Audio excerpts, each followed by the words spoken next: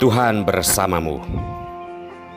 Inilah Injil suci Yesus Kristus menurut Matius, bab 26 ayat 14 sampai dengan ayat 25.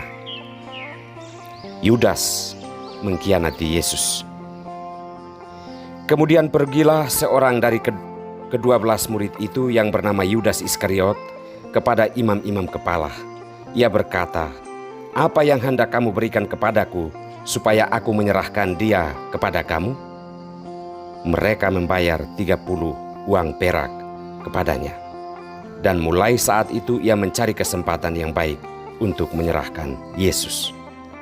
Pada hari pertama hari raya roti tak beragi, datanglah murid-murid Yesus kepadanya dan berkata, "Di mana engkau kehendaki kami mempersiapkan perjamuan Paskah bagimu?" Jawab Yesus, "Pergilah ke kota kepada si Anu dan katakan kepadanya, pesan guru, waktuku hampir tiba. Di dalam rumahmu lah aku mau merayakan Paskah bersama-sama dengan murid-muridku."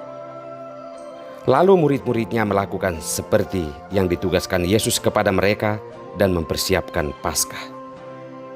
Setelah hari malam, Yesus duduk makan bersama-sama dengan ke-12 murid itu. Dan ketika mereka sedang makan, ia berkata, "Aku berkata kepadamu, sesungguhnya seorang di antara kamu akan menyerahkan aku." Dan dengan hati yang sangat sedih, berkatalah mereka seorang demi seorang kepadanya, "Bukan aku ya Tuhan?" Yesus menjawab, "Dia yang bersama-sama dengan aku mencelupkan tangannya ke dalam pinggan ini, dialah yang menyerahkan aku. Anak manusia memang akan pergi sesuai dengan yang ada tertulis tentang dia. Akan tetapi celakalah orang yang olehnya anak manusia itu diserahkan. Adalah lebih baik bagi orang itu sekiranya ia tidak dilahirkan." Yudas yang hendak menyerahkan dia itu menjawab, katanya, "Bukan aku ya Rabi." Kata Yesus kepadanya, "Engkau telah mengatakannya." Demikianlah Injil Tuhan.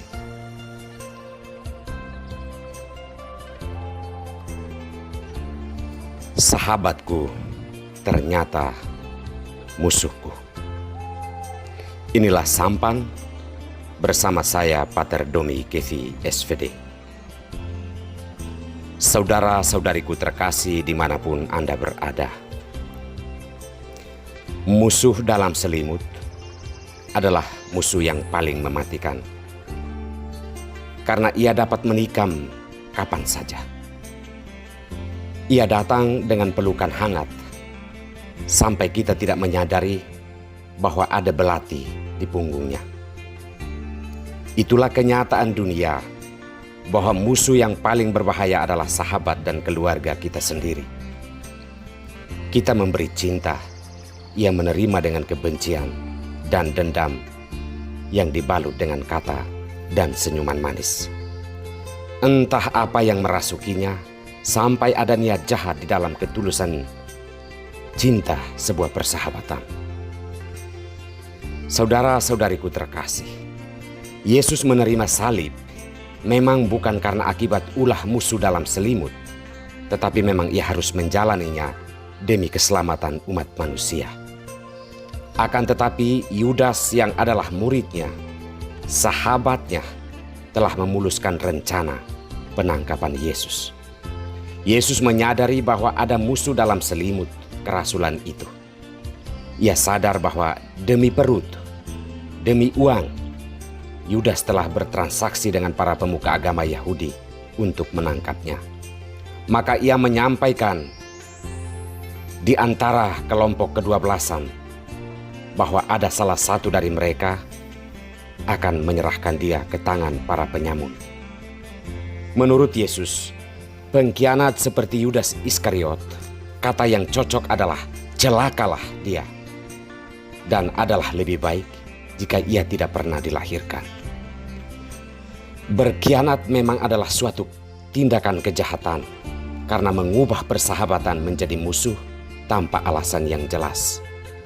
Sebenarnya menurut Yesus, tidak ada alasan bagi siapapun untuk menjadi pengkhianat bagi sesamanya, karena pengkhianat itu mengubah hakikat cinta menjadi permusuhan, mengubah ketulusan menjadi kebencian, mengubah kasih menjadi dendam.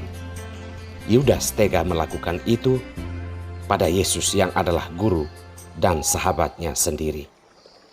Yudas tetap menjadi musuh dalam selimut yang menikam Yesus di balik layar. Saudara-saudariku terkasih, jika kita hidup saat ini, Yudas bertebaran begitu luas di sekitar kita, atau bahkan kita sendiri adalah Yudas itu sendiri. Marilah kita belajar untuk menghargai sebuah persahabatan dan kebersamaan. Sahabat dan kekeluargaan lebih berharga dari harta yang kita dapatkan dengan menjual sesama kita. Jika Yesus menyebut semua orang sebagai saudaranya yang patut dikasihi, maka ketika kita berkhianat dan memusuhi sesama kita, kita telah berkhianat kepada Tuhan Yesus. Dan adalah lebih baik jika kita tidak pernah dilahirkan. Semoga dunia kita semakin baik karena kita tidak mau lagi menjadi pengkhianat di dalam kehidupan ini. Tuhan memberkati kita semua.